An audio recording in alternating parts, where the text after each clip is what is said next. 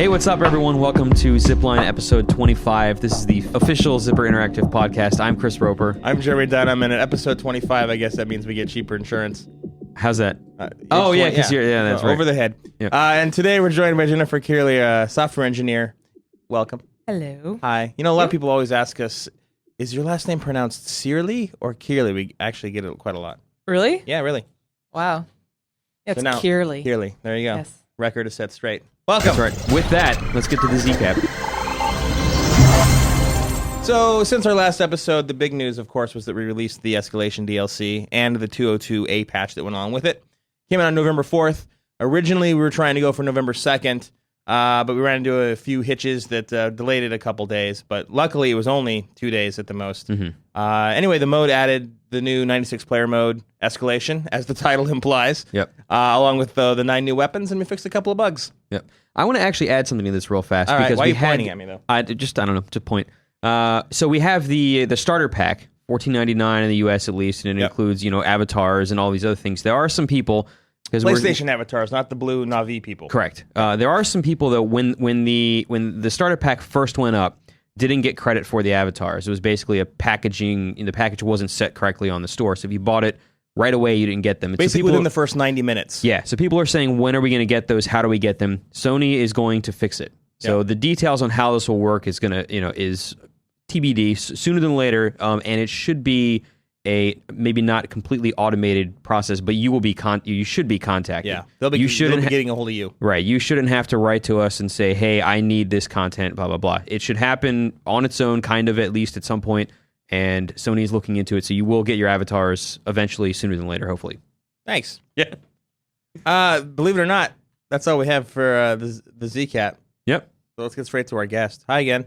Hello. You know, typically we have SOCOM Q&A and we have MAG Q&A, but before we get into both games, DevilDog66 wants to know, are the MAG and SOCOM servers housed at Sony's headquarters or at Zipper's headquarters? And how different is the server architecture between the two games? This is actually a question that comes up pretty often. People want to know where the servers are. Yeah. They're my house. Oh. Well, they're not here at Zipper, for sure.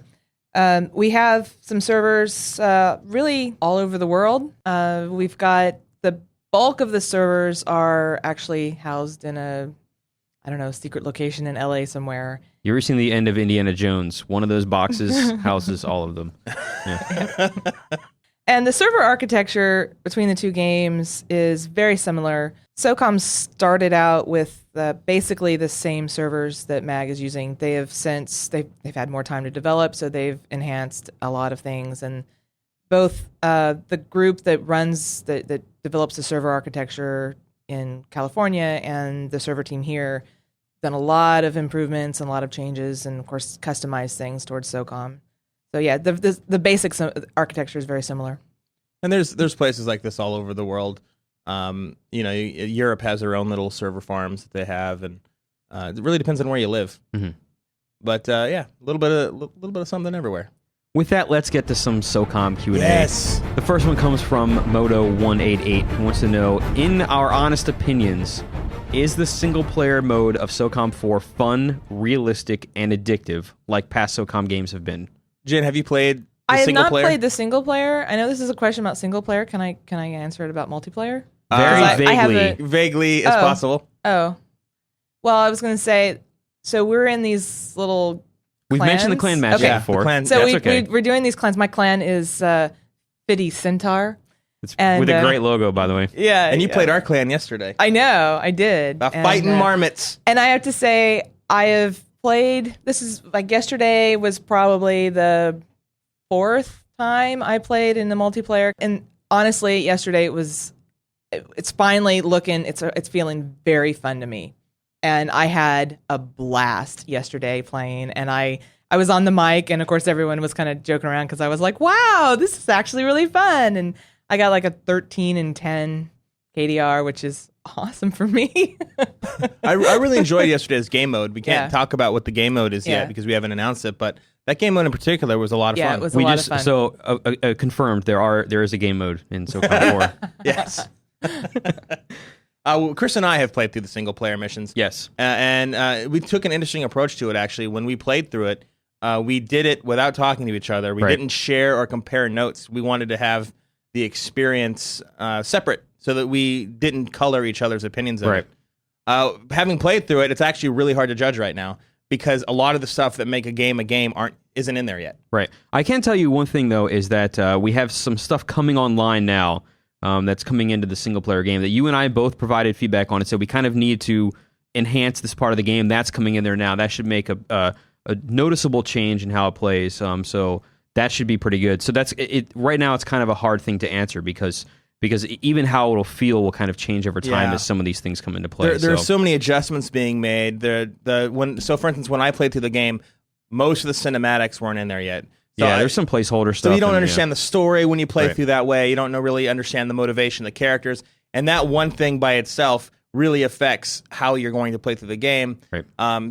And plus, you have the fact that a lot of the AI isn't in there yet, and at least in the build that I played. And that was a few weeks ago. And then I played a build that we had just 2 days ago. Huge difference in the AI. Now it's much more aggressive and smarter than it was a few weeks ago. So it's constantly evolving. Right. I do know that the multiplayer has come a long way since even the last time I played it. So yeah, I'm very impressed with as much work that they put into it. The last couple months. People will say every once in a while. I think the thing that common phrase that goes around is that 90% of the game comes in the last 10% of the work. Mm-hmm. And I think that that's very true. For a long time, you have all these things that are kind of separated, and they're not really fitting together. They're not quite gelling yet. And then as you kind of start ramping up towards where all the content is getting in there, and you're kind of putting the finishing touches on a lot of things, and it all starts working together, there's massive improvements that happen very, very quickly, which is kind of what we're starting to see right now. Now, the thing to talk about in regards to that, though, is potential of the game. Mm-hmm. Once the game's all the content is in there and all the features that we plan on putting in there, the potential of the game is actually very, very high. It's very fun. And there's a lot of things I think that people will really enjoy about it once it's in the game. Right. But right now, way too early for us to say, oh, yeah, it's fantastic, or no, it didn't turn out the way we wanted it to be, because right now it's honestly too early to tell. Mm-hmm. Lots of folks, and by lots of folks, I mean several, want to know if sausages are coming back. The answer to the question is no. There are no sausages, but there is something else to take the place. Yes, there will be hidden things to find. Yes. And not just one hidden thing, a couple of hidden things. Right. Yes. We talked about this on our last podcast, I think, a little bit. A little bit. We didn't say exactly what it was, but there are things. But they're not sausages. They're something else. Yeah. Yeah. We've done sausages before. Why not do something else? I'll say that it's not quite so artery clogging. Yes. We'll just say that. Okay. Getting on, Metal Havoc wants to know if there are any special details regarding latency that you can tell us about. Is it safe to assume that lag won't be an issue compared to the current PS2 SOCOM titles? I would say that's safe to say. Like I said before, the SOCOM servers are basically started out as the same servers that MAG is using, and there have been some enhancements and they've fixed some problems that they have found since MAG released, and so the lag, so far we've not seen any lag at all.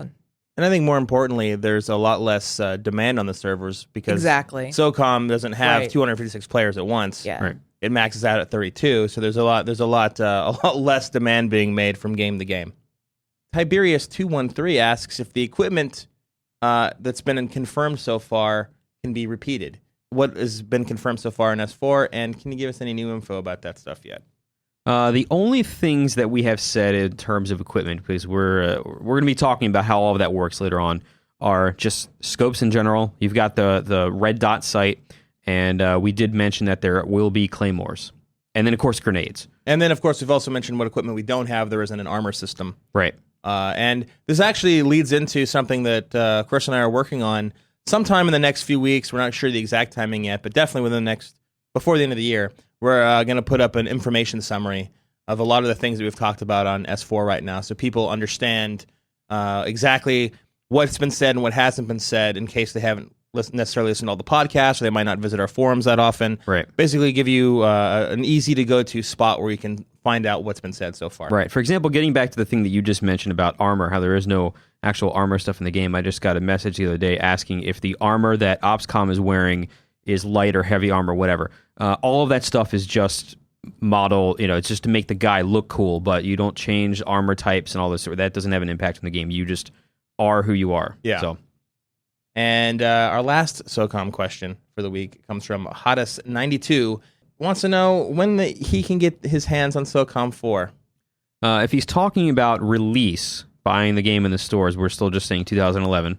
Yeah. And the only date that we have confirmed that it's not coming out is the same day that Killzone ships. Yeah. We're not going to ship SOCOM 4 And on the same day January as Killzone. 1st. Yeah, and January. Not coming out January 1st. Yeah, if you see placeholder from Amazon or something and it says January 1st, 2011, that's not correct. And if you see something else that says December 31st, 2011, it's not December 31st either. So you can knock those 3 dates off the calendar. And in general, and this is the absolute truth, retailers, if you see any retailer put up a date right now, it's placeholder created by the retailer. And the reason that we know this 100% with all retailers is because no retailer has been given our release date yet. Right. So, and that's a fact. If you are speaking of when you can actually play the game in any fashion, we don't know yet. That will, I guess, not this year for sure. Yeah, not this year, and we'll see what we'll see what events are coming up next year. I don't know if it's going to be at something that's public or whatever, or we're maybe or maybe not. It'll be at CES. We don't know how all those kinds of things are going. So technically, what happens. Technically, people have played the game already at places like E3 and Comic-Con and Gamescom. So people have already played the game, but yeah, there's not going to be another opportunity to play it again that we're aware of for the rest of this year at least. Right. Now, getting on to some MAG questions. The first one comes from Pimco Pilgrim. Our number one most kudoed author on the MAG boards. I noticed that today. He wants to know when if Zipper will consider making escalation contract rewards a CP bonus rather than the XP bonus it currently is. Is this even technically possible? Jennifer? Anything's possible. Yeah, I was going to say, it is technically possible. Visit Zombo.com and in you'll see that anything is 1978, possible. Richard Donner proved that you could believe a man could fly. Anyway, the real answer. Thank you Superman. for that. Come on. Well, so we've definitely recognized that we need to do something to help the CP. The rate at which you earn it, especially for brand new players. I don't really think that making it a contract bonus is necessarily, this is my personal opinion, I'm not the designer, I'm just the programmer. I don't personally think that making it a contract bonus is the way to go with that. And we've thrown some ideas around, and we are trying to discover the right way to solve that problem, and should be seeing something soon. Wow. Well, we can talk a little bit about some of the ideas we've been throwing around. None of these are set in stone, but one of the things that we were talking about beforehand, of course, was maybe examining the level cap for the need for weapons in general. Yes, and like right now, when you earn XP, you get we've got a lot of bonuses going on right now. The CP rate that you earn is based on the XP, and it's only based on the basic XP. So you don't get any extra CP at all for that extra XP that you've gotten because of bonuses. So for happy hour or anything else. Yeah, so that's another thing we thought about. Just for every single XP you earn, we give you whatever the rate is of CP, including all the bonus stuff. So we definitely talked about that. Mm-hmm. We talked about the directives bonus, give you CP instead of XP, and we've just got all kinds of things kind of kicking around, or even adjusting the base rate of the CP to XP conversion ratio. Mm-hmm. There's a lot of things. There's a lot of options we have. Yeah, and we would be interested in hearing what everyone thinks out there. This is not a formal, hey, vote on this sort of thing, but it'd be good to hear some more suggestions similar to the one that Pimco made, so that we know exactly what the general populace thinks out there. Mm-hmm. Phoenix Archer 128 wants to know if it's possible to influence the domination damage bars using the contracts. For example, if you were to hold 2 contracts, your bar is 10% faster. If you hold 1 contract, your domination bar would be 5% faster. And if you have no contracts, it would just be its normal speed. That sort of a thing. What do you guys think of that? Well, it's possible. I don't know if that's something that we would end up doing or not. I don't know. So I find it highly unlikely that that's something we would really do. I think that there were kind of 2 sides to this I've seen on the forums. One of them is as a bonus for you for holding the contract. So the opposing team's bars go down faster. And that one, my counter argument to it is because some people were saying that you don't really see enough of a benefit from having them, and you should encourage people to go get it. And my counter argument was that if you were to make it obvious that the other team's bar goes down faster, whatever, you now create a snowball effect where once you get the contracts, you're now better, and nobody can ever take them from you. Yeah. And now that time dominates. Making the rich richer sort of a thing. On the other hand, I've seen where some people were saying that if you have the contracts, your bars should go down faster, making them change hands more quickly. And I don't remember what the reason, story-wise would have been for that to be happening. The concept of having the contracts change hands more often is an interesting one, but then it becomes a detriment to you having them, and you're like, well, I don't really want them now because now I'm going to lose.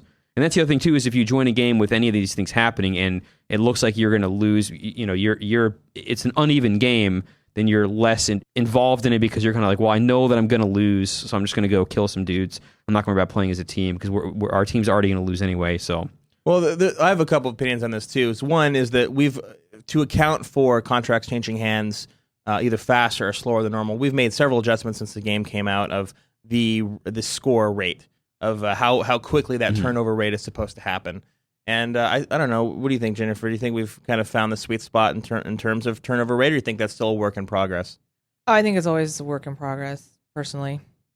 So there you go. And then on top of that, you also run into the fact that each map, if you look at the domination maps, they are not flattened. They are not the same exact damage bar for each map. So if you add we have them balanced so that it makes sense on a map by map basis. And if you then throw in some kind of contract influencer there, then you're really actually changing even more so something that we've really been working on for a while now, and that's balancing these maps out. Right. And that could really affect things.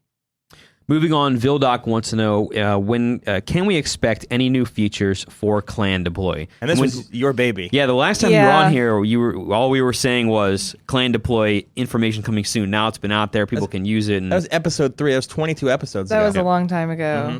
Yeah. We ended up cutting features out of the original Clan Deploy. What? I'm sorry. We ended up cutting features out of our we original did. Clan. We cut features. Yes. So Clan Deploy, the way it is right now, there's nothing like the next patch, for example, is not changing it. There's a lot of things that I personally would like to, a lot of those features that we cut that I would like to reintroduce into Clan Deploy, and a new feature that I would like to introduce into Clan Deploy. And I have a personal sort of list of things that I'm pushing for. And so I'm hoping that I will get the okay to do those things. So I'm hoping that you will be able to look forward to some new features. But I can't really talk about it yet because I don't even have an okay to even work on them yet. Yeah, there's no guarantee. Right. And a lot of our fans are now aware of this, that we're at the point where we're almost a year past MAG's release, and now a lot of evaluating is going on. Is this still something that we can support as aggressively as we have in the past? Or do we have to tone it down? Or do we stop altogether? These are definitely big and important questions, and it's all dependent on how many people continue to play the game, how many people continue to support the game through DLC and our things like our character slots and things like that. And so really, a lot of the answers that fans want really depend on how badly they want them in a lot of ways. And in regard to that question, actually, there's a follow-up from Discordamon, who doesn't actually ask a specific question, but has a very popular thread on the forums. And for quite some time now, I think since late September, that says, why not change Clan Deploy into a group deploy? This would give people the freedom to run into whatever groups they choose. They could do clans, clan coalitions, just a bunch of people on their own, whatever. Why not? Well, I will say that that's one of the items on my list to talk about. I've got, obviously there's different ways we could kind of handle that situation. And it's something that personally I think it would be nice to be able to make some changes there along the way. And I'm going to do what I can to convince the designers and whatnot. But I do also want to say right now that Discord Damon is in my clan. And so this is an opportunity for me to give a shout out because they were harassing me. So is he a plant? Did you ask him to post this thread? No, I didn't. But like I said, this is one of those things that kind of comes up a lot with my clan. So I just have to say hi to the bounty hunters on Valor. Is there any reason outside of manpower, time, and money, which are obviously important reasons, but is there a technical or design reason that it shouldn't happen?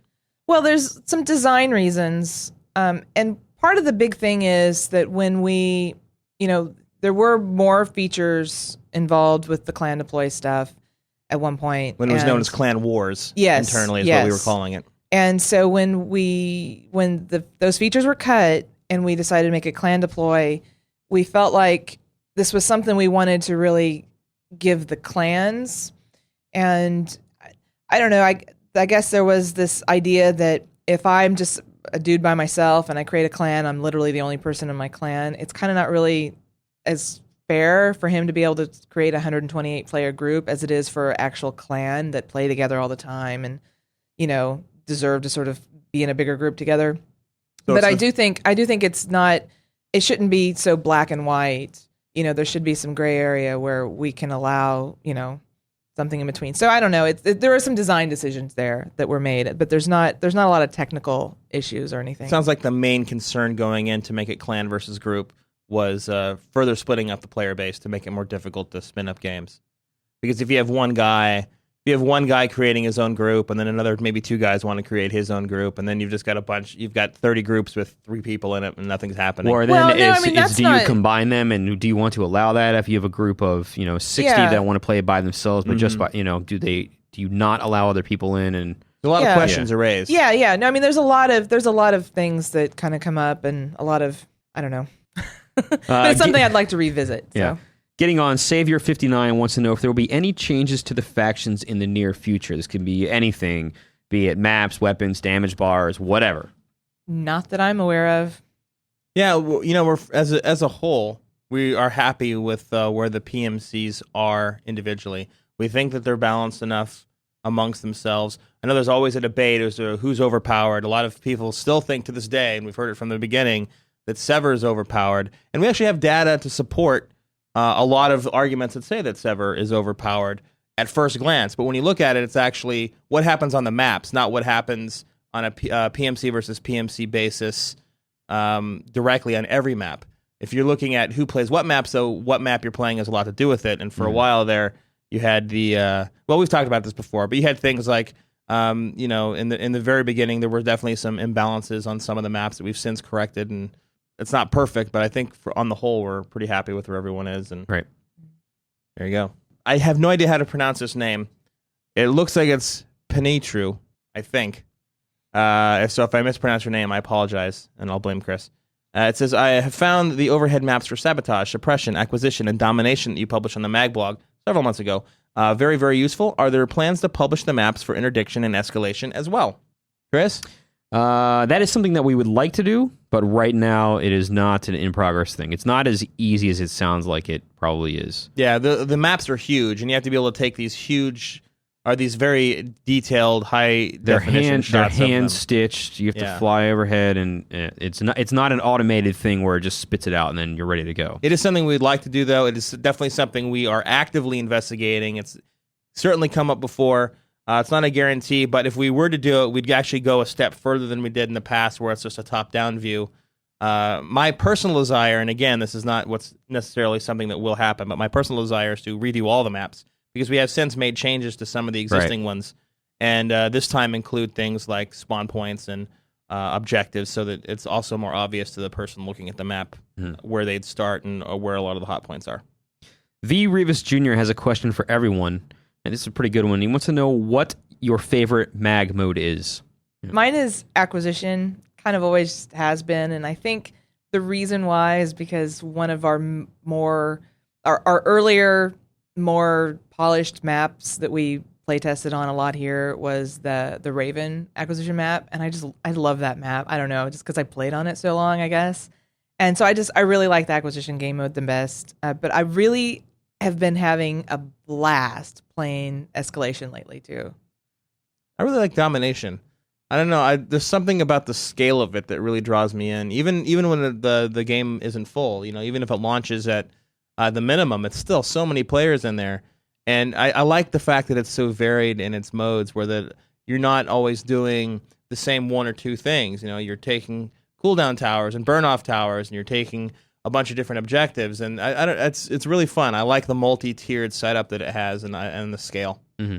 For me, I actually like the simpler modes better. I'm an old school PC guy going way back, and so that kind of the things that kind of strike a chord with me are, I like playing Sabotage, but most of all, it's probably Suppression.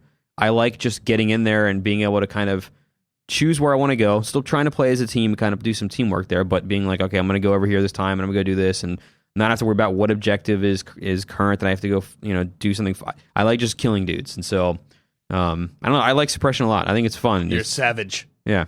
A higher place wants to know what the plans are for MAG before year's end. Jennifer?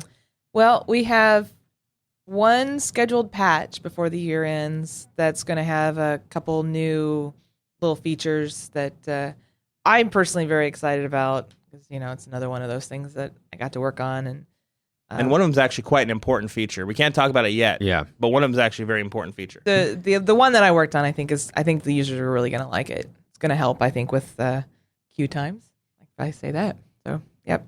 Yep. Not only that, but there will be maybe one or two other things outside of the patch that we're working on. Our hope is to tell you about those by the time our next podcast hits, if not right after or right before, somewhere around that time frame. But yeah, there are definitely still plans within 2010 for more MAG stuff. Yeah. And with that, it's time for the zip tip. For those of you who haven't heard me say this part before, this is our look into the minds of our guests. It is some sort of wisdom that they're going to impart unto you. It could be about anything in life, in video games. Jen? Wow, I don't know. I didn't even think of anything. The streak continues. The streak was broken. I think it was Scott came in here with something already on his mind. Oh, that's right. Well, I think that's... Oh, okay, that's true. But still, the percentage is extremely high. What, so the people don't know? People have no idea what their zip tip is. It's kind of a weird thing. I don't really... Like what? You should tell them about your... Always wear underwear. I don't know. Yeah, well, that's actually very important in your PlayStation Move tip. Jennifer, you were telling me when the PlayStation Move first came out that you had a couple people you were chatting with that weren't aware they were on camera. Oh, yes. Thank you for reminding me about that. Which is why your always wear underwear tip is very important. Yeah, so... Definitely, when I first got my Move, and a whole bunch of my friends all got Moves as well. We have this, I don't know, every day or every couple days or at least a few times a week, we get into a chat room in the PSN chat room and just talk. And it was just really hysterically funny to watch everybody who had the Move controller. They would join the chat room, and then you would immediately see them on the camera, like, pulling out the plug at the camera or whatever. Because they didn't expect the camera to be on. Because by default, if you don't do anything, when you enter one of those chat rooms, your camera is on and broadcasting. and so that was kind of the big funny thing. And it took me a while to figure out how to do it. And you have to actually go into like the system settings, and there's like a chat option or something like that. And you can say to turn the camera off by default. So yeah, it was very entertaining. And then it got to this point where we go, oh, we're going to invite so-and-so. He has a Move. Let's watch him. And, and then we would laugh at him when he'd be like trying to cover up the camera, turn it off really quick. So again, always wear clothes of some sort when playing video games. Yeah. You never know. Yeah.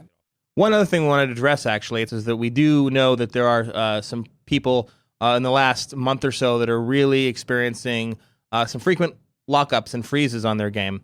And we want you to know that we're definitely aware of this and that we're working on it. And there is a bit of an issue. Jennifer, what is that issue?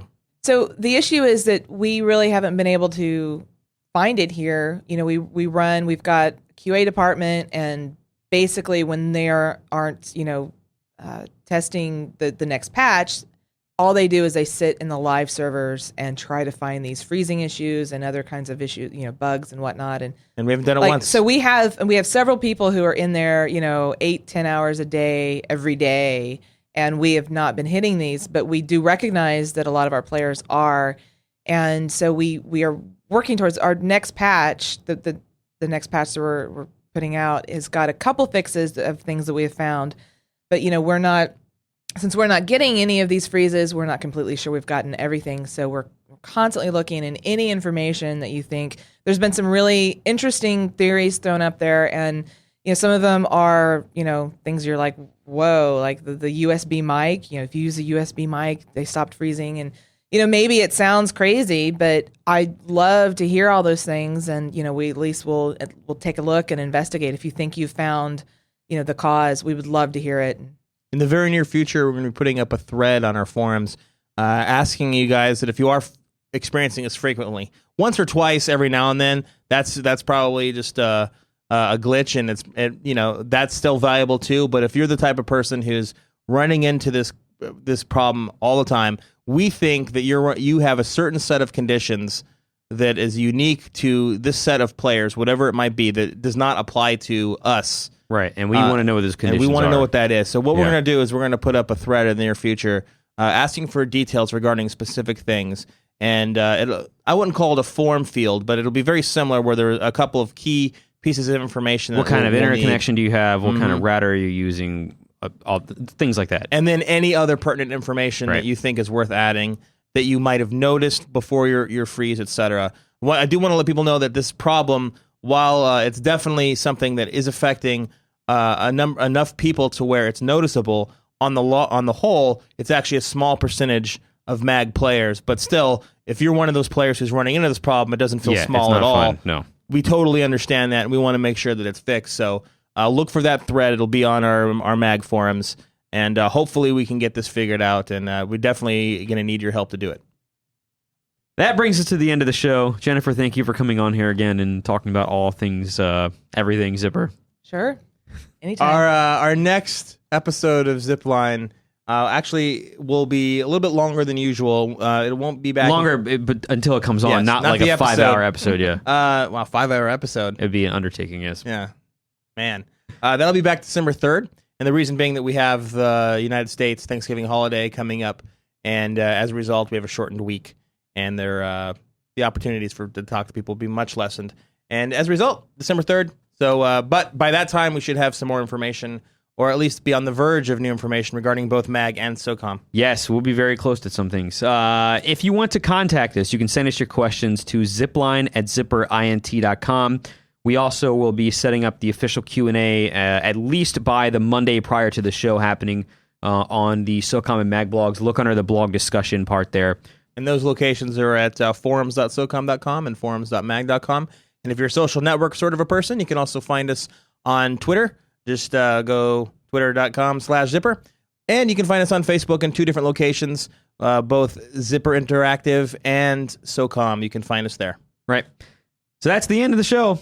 Thank you, everybody, for listening. We will, like Jeremy said, see you in 3 weeks from now with hopefully much more to talk about.